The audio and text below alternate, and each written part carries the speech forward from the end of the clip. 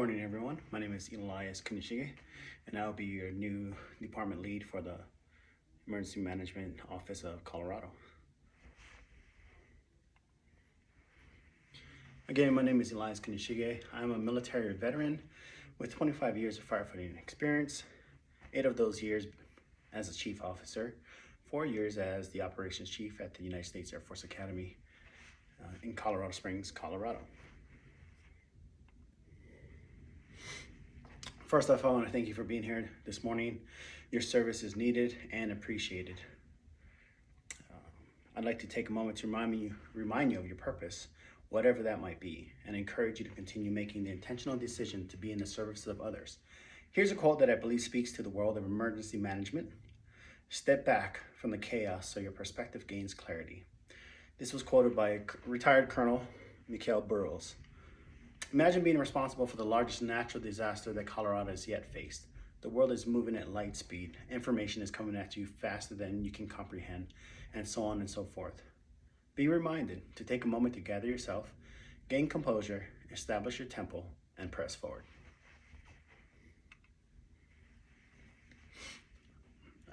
Again, I thank you for being here today, and today's agenda includes the overview of the details of Colorado's Department of Homeland Security and Emergency Management. We'll also go over some specialized teams, partnership development, training, and then of course we'll have a Q&A session.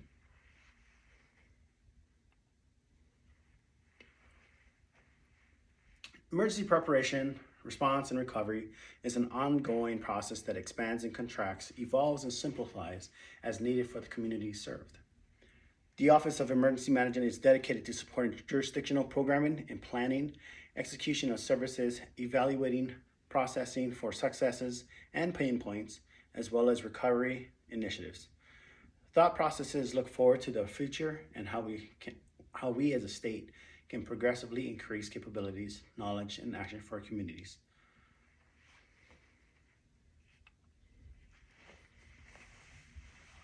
From the Office of Emergency Management, we have 5 mission areas spotlighted, and these 5 areas are also spotlighted by FEMA. They include prevention, protection, mitigation, response, and recovery. To follow is a short summary for each. As a service in prevention, the Office of Emergency Management works to identify risks in highlighting potential disaster vulnerabilities and working with elected officials, special interest groups, the Office of Public Works, and the community themselves. OEM provides guidance in community master planning, code creation, and acts of enforcing policies implemented. Some examples of risk identification and code compliance efforts are fuels mitigation for wildfire concerns, as well as the creation of roofing materials in urban interface settings, both which aim to minimize fire ignition, growth, and spread. Protection is the overall goal in which OEM is thriving and aspires to capture through the identification of risks, management of those risks, strengthening physical infrastructure, as well as creating partnerships for response and resiliency. These service areas are elaborated and concentrated in a way that highlights the needs for respective jurisdictions to thrive with the knowledge that emergency management is their health and safety champion. Mitigation is another service that focuses on managing and minimizing disaster through the implementation of programming and action that strengthens prevention and response principles through physical and ideological enhancements. Mitigation efforts build upon as similar to the points that prevention does, but does so as identified risks with current state elements. With data and trend analysis, as well as lessons learned and technological advancements, mitigation might be implemented in supporting infrastructure. Infrastructure enhancements, building enhancements for disaster resiliency, dam and aqueduct modifications. When all efforts of avoiding disasters are not reality, emergency and disaster response is executed. This is where planning, partnerships, budgeting, and the training are implemented. The goal is to minimize loss and to do so in a manner that is safe and effective for the responders as well as the community served. It is understood that after a major disaster, normal will look and feel different. The concept of recovery is working toward the normal state of infrastructure, community health, and life safety.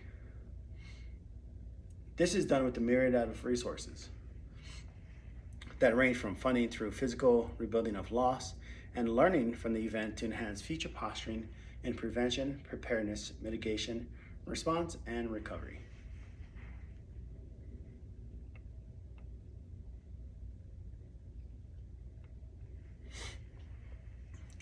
Colorado State EM Office is an entity within the Colorado Division of Homeland Security and Emergency Management and the Department of Public Safety.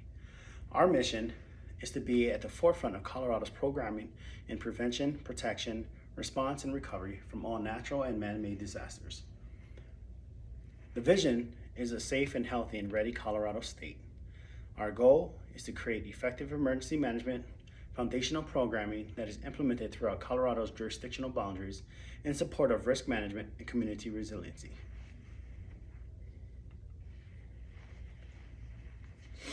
Having a program of emergency management has no value unless it is effective. Effectiveness will be measured by the people who are served, and OEM will do well by capturing specificities of each respective group in their communities, as each has its own individual and unique need. Some may overlap with others, and others may require a whole new category for emergency management considerations. Earlier, we touched on 5 mission areas that are identified by FEMA. Additional to those 5, FEMA also identifies 32 core capabilities. Colorado OEM strives to align its core responsibilities by taking inspiration from those core capabilities. In this section, we will focus on objectives and EM effectiveness during disaster response.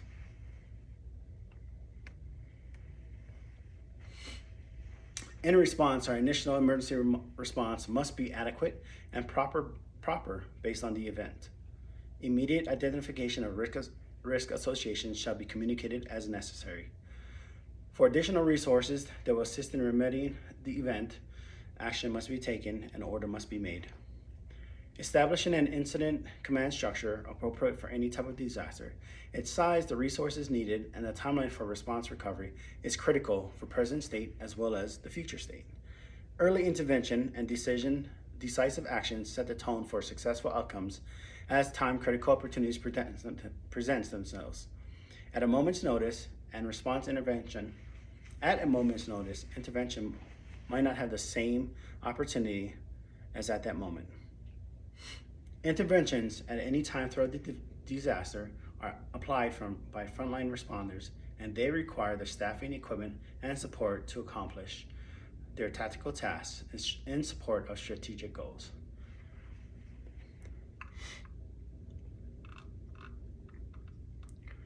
Resource ordering and the effective placement of resources are another element to response success. One cannot be effective without the other. Responders and equipment at the ready, but not placed in the fight, give the event no value of resources.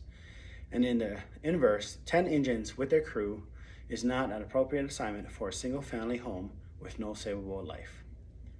Finally, identified in the planning and preparation phases of emergency management, the event reminds us that the response metric and the interoperability of forces are crucial to be sought after, and successful outcomes for disaster response hinge on their relationship.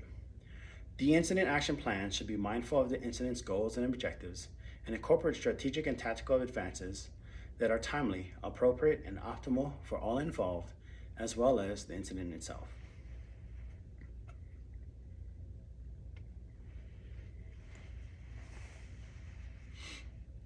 Next, we're going to give a little brief summary of specialized response teams. Specialized response teams are specifically trained individuals and teams that aim to be applied in complex scenarios.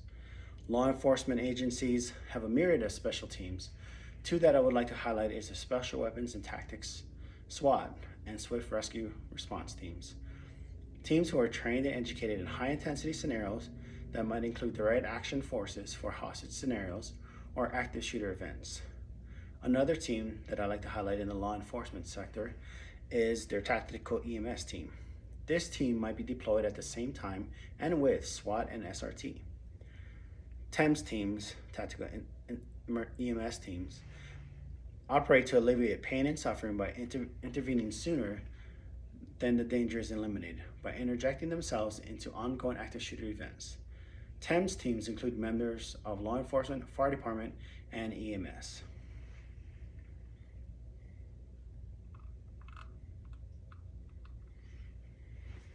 Other specialized response teams include, but are not limited to, fire department specialties in hazardous materials, technical and industrial rescues, and urban search and rescue. Additionally, there are wilderness search and rescue teams that might be deployed to locate, rescue, and recover victims of a disaster. Utility infrastructure response teams are those who will repair and provide safe water grids, electrical services, and safe roads for travel.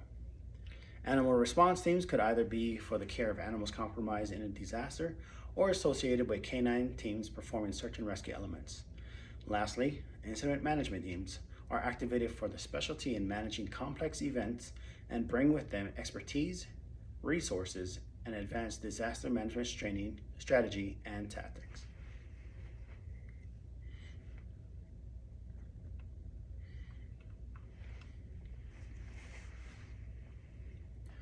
Now we're rolling into fire department and EMS response. Trending in Colorado are fire departments taking ownership of not only EMS care, but of ALS transport as well. This has been done to streamline EMS care and transport to one entity rather than two. While some departments and jurisdictions have gone to this specific response model, not all of Colorado has made the transition. Many factors help communities make the decision to merge the two services, are firefighting and emergency medical services. Some of those factors are budget planning, facilities, and community risk reduction priorities. In either case, fire department EMS roles are critical to alleviating capability limitations at a disaster event. Fire departments are traditionally the primary first responders to all emergencies, and the industry has gained the trust and respect from the community and elected officials. With that earned trust and respect gained, it is crucial that fire departments continue to perform as expected, whether it be a normal day with sore tummies and vehicle extrications, or a 10,000-acre wildfire. The fire department EMS services will respond and provide top-tier patient care.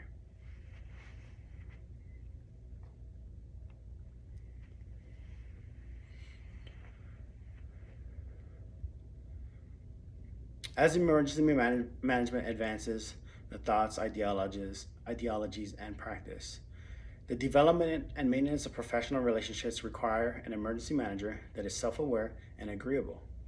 Creating opportunities to gain familiarity between groups and individuals are an intentional act and captures the confidence in competency. Prior to a major disaster, it is critical that the Office of Emergency Management and response partners are aligned in purpose. Understanding that each group has its purpose while still maintaining the overall objectives in planning, preparation, mitigation, response, and recovery. This graph shows the potential areas for developing partnerships. Four categories included in this graph are community, industry partners, response resources, and elected officials. Under community, we have special interest groups such as animal shelters, grant writers, and environmental specialists. Additionally, on the community, we highlight high schools, schools in general, nonprofit organizations, the media, and businesses. Schools can be a great place to educate and inform the public through community risk reduction principles. Students will share the information with their families, and so on and so forth. There are numerous nonprofit and for-profit organizations that are hyper-focused on emergency response and recovery. The media is better informed than not, and having the media is better being informed than not, and having a working relationship with them create opportunity for accurate and widespread dissemination of information and direction for the community. Businesses have commercial and fiscal stake in emergency response and recovery, as the impact on them can be catastrophic, and their interest and commitment to the community is intentional. Within the remaining three categories that is captured are resources, expertise, and skills that are essential for effective emergency planning, preparation, protection, mitigation, response, and recovery. The elevation of and the collaboration with each entity brings funding and wide reach of resources in addition to elements just mentioned.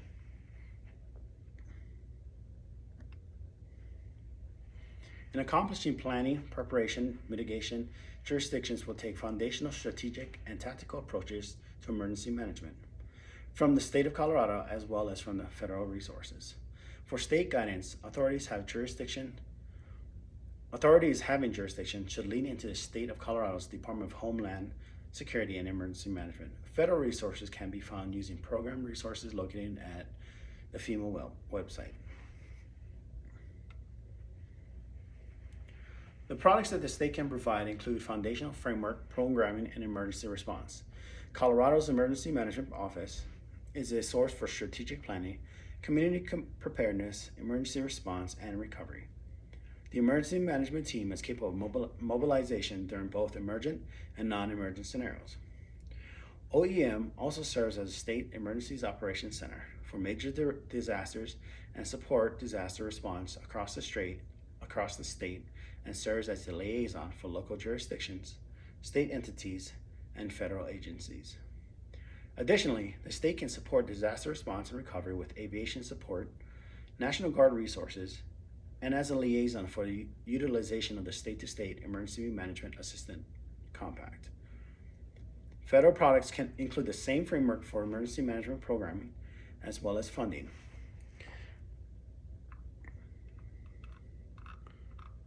Funding for when disasters and emergencies are federally declared, which activates federal response forces. The resources that are available from the state and federal agencies need to be researched, identified, exercised for activation, and local jurisdictions would do well to understand the capabilities, as well as the limitations that are involved with state and federal resources. With familiarity comes confidence and competencies which work in both directions, then comes effective interoperability.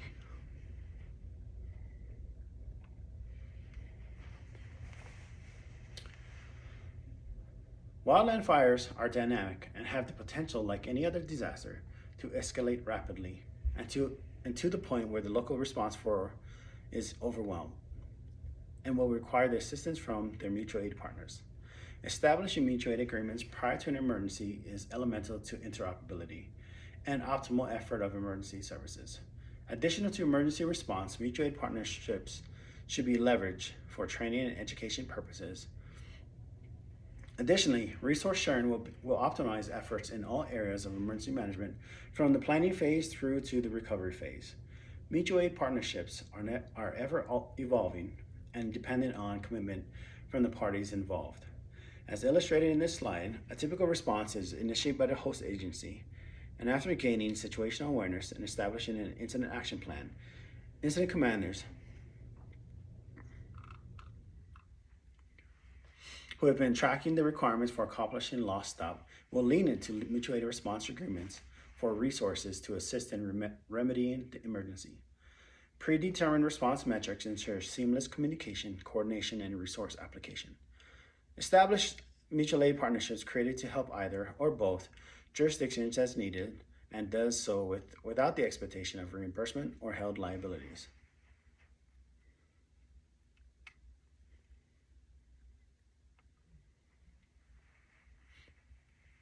A trend that I'd like to focus on today is mental health initiatives and resources. First responders do exactly that. They are the frontline emergency response to all natures of emergencies and disasters. With the responsibility, first responders are expected to be trained, educated, and skilled for the encounters that might be met. Readiness comes in different forms such as physical readiness and mental readiness. Tactically speaking, strength and agility prepare a responder to perform specific action of lifting, pulling, and maneuvering, while mental preparedness includes the intellectual and critical thinking capacities to make decisions and carry out direction. This slide focuses on the mental health aspect for first responders, but not in intellect or academia. It is focused on mental health from the perspective of healing from response traumas experienced, stresses encountered, and those stresses on the job and in their homes, as well as providing the resources for healing.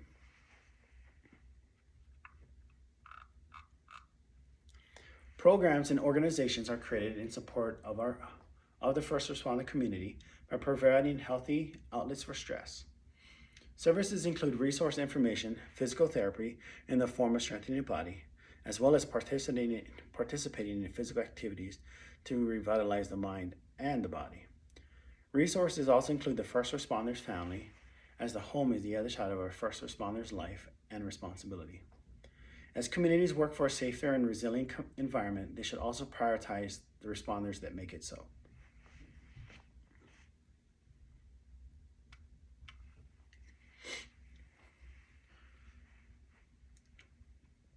First responders and emergency management also require professional development. Continuous training and education needs to be accomplished by all agencies involved with emergency management programming. Community planners and first responders need to be intimately involved in preparedness, response, and recovery, and those skill sets and knowledge are learned and need to be captured continuously. Formal training programs such as NIMS courses 1, 2, 7, 8, 300, and 400 are examples of command structure familiarization and implementation courses that are available for responders and incident commanders. In support of command courses, there is also the need for tactical courses, such as initial and continuing education for EMS and fire units. Academia also affords personnel another avenue of formal training, and higher education captures the reception and processing of information, research strategy, and the validation and compilation of information. Degrees give opportunity for personal growth, professional development, and another perspective of competence. Additional to those courses are specialty training and certifications for standalone skill sets, such as mountain rescue, urban search and rescue, infrastructure specialties in engineering, community planning, and construction. With the vast potential for emergency events, their nature, and their needs, it is evident that each functional area in emergency management require qualified as well as quality personnel to perform tasks prior to, during, and later in recovery of future disasters as their required response.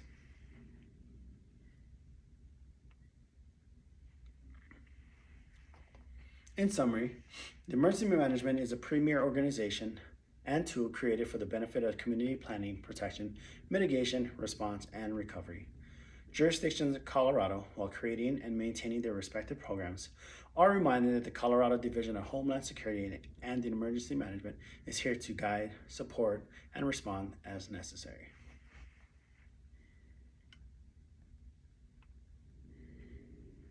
At this moment, we have some time for questions.